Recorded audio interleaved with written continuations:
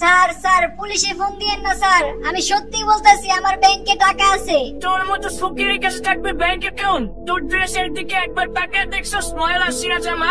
পরে প্রথমে দেখে আমার সন্দেহ হয়েছিল যে তুই মিথ্যা কথা বলতেছস। তোর মতো রাস্তার ছেলের কাছে কি করে থাকবে এই কোটি টাকার ব্যাংকের অ্যাকাউন্ট?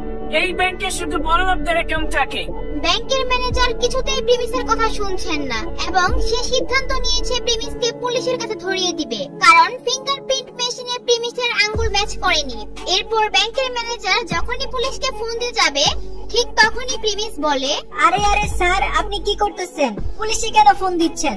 স্যার এমন তো হইতে পারে আমি ভুল আঙ্গুল দিছি, ডান হাতের আঙ্গুলটা কাজ করতেছে না, বাম হাতেরটা তো কাজ করতেও পারে। স্যার প্লিজ আপনি আমাকে আরেকটা সুযোগ দিন। দেখ, এই আঙ্গুল যদি কাজ না হয় আবার কোয়েশ্চন অন্য আঙ্গুল ট্রাই করো। বারবার ট্রাই করার কোনো সুযোগ নাই, এটাই লাস্ট। এই আঙ্গুল যদি কাজ না করে তাই আমি তোর সোজা পুলিশে দিব। এরপর প্রিমিস যখন তার বাম হাতটি ফিঙ্গারপ্রিন্ট মেশিনের মধ্যে দেয় সাথে সাথে ফিঙ্গারপ্রিন্ট মেশিনে একটি আওয়াজ আসে আর ফিঙ্গার ম্যাচ করে যায়। আর সাথে সাথে ম্যানেজারের ফোনে একটি মেসেজ আসে আর সে ওই মেসেজটি পড়তে থাকে, verification successful, platinum member account, নাম প্রিমিস চৌধুরী।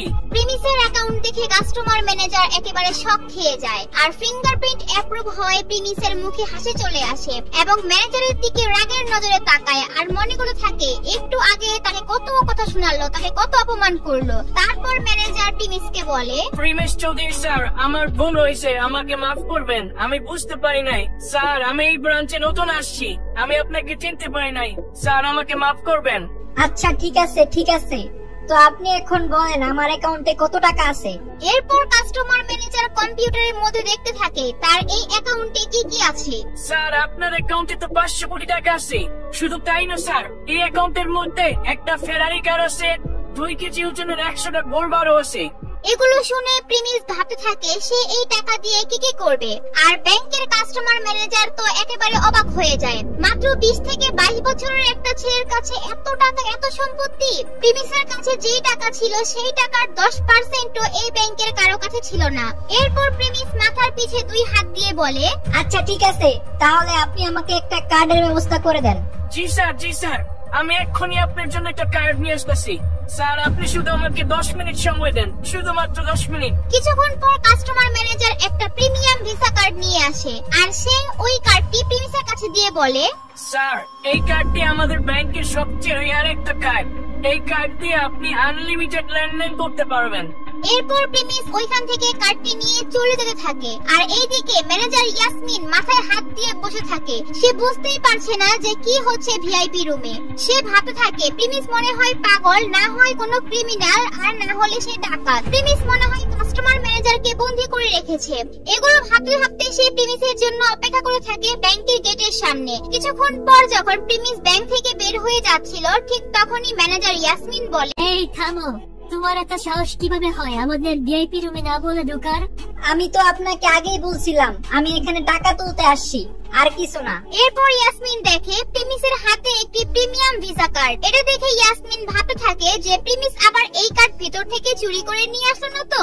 প্রিমিস এখান থেকে ভেগে যাওয়ার আগে ইয়াসমিন জোরে চিল্লিয়ে বলতে থাকে, সিকিউরিটি সিকিউরিটি, তাড়াতাড়ি এখানে আসেন।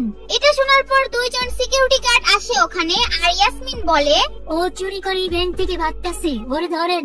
এরপর সিকিউরিটি গার্ড 2 জন প্রিমিসের দিকে বন্দুক তাক করে দাঁড়িয়ে থাকে আর ইয়াসমিন ভাবতে থাকে প্রিমিস ভিআইপি রুমে ঢুকে কাস্টমার ম্যানেজারকে মেরে কার্ডটি নিল না তো।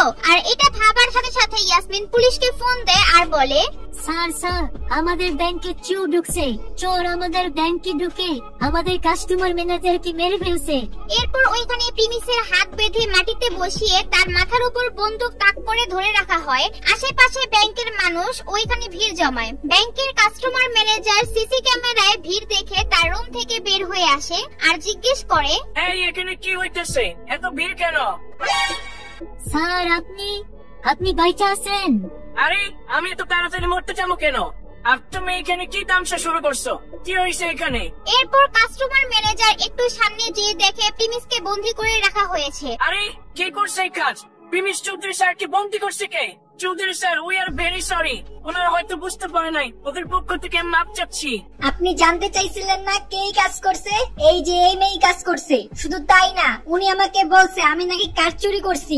এরপর উনি পুলিশেও ফোন দিছে আমি নাকি আপনাকে খুন করছি। উনি আমাকে ক্রিমিনাল আর চোর ভাবছে। ইয়াসমিন একদম ভয় পেয়ে যায় আর মাথা নিচু করে ফেলে। আর এটা দেখে কাস্টমার ম্যানেজার বলে, ইয়াসমিন, এখন যা শুনলাম এগুলা কি সত্যি নাকি? তুমি কে কাজ করছো?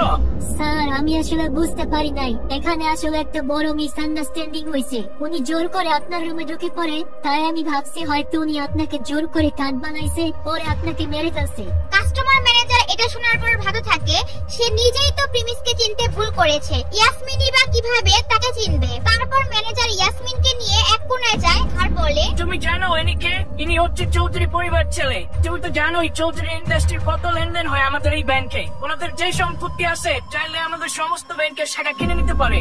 তুমি জলদি পুলিশে ফোন দিয়ে বলো যে তোমার ভুল হয়েছে আর প্রিমিস চৌধুরীর কাছে ক্ষমা চাও। আমি জানি না তোমার চাকরি নিয়ে বাঁচাতে পারবো কিনা। এরপর ইয়াসমিন পুলিশকে ফোন দিয়ে বলে যে তার ভুল হয়েছে আর সে প্রিমিসের কাছে যায় আর বলে, স্যার আমার ভুল হয়েছে, আমি বুঝতে পারি নাই।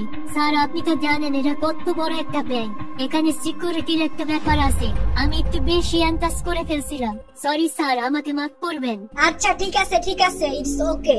ইয়াসমিন ভাবতেই পারে না এত সহজেই তাকে মাফ করে দিবে, কারণ সে যে অপমান করেছে তাকে এত সহজে মাফ করে দিবে সেটা ভাবনার বাইরে ছিল। এরপর প্রিমিস ব্যাংক থেকে বের হয়ে যায়। গরিব থেকে প্রিমিস একদিনের মধ্যে বড়লোক হয়ে যায়। এখন প্রিমিস এই টাকা দিয়ে কি করবে? এত টাকা একসাথে পাওয়ার পর কি প্রিমিস খারাপ হয়ে যাবে, নাকি প্রিমিস আগের মতনই সৎ থাকবে? প্রিমিসের সাথে সামনে আরো কি ঘটতে যাচ্ছে সেগুলো দেখতে চাইলে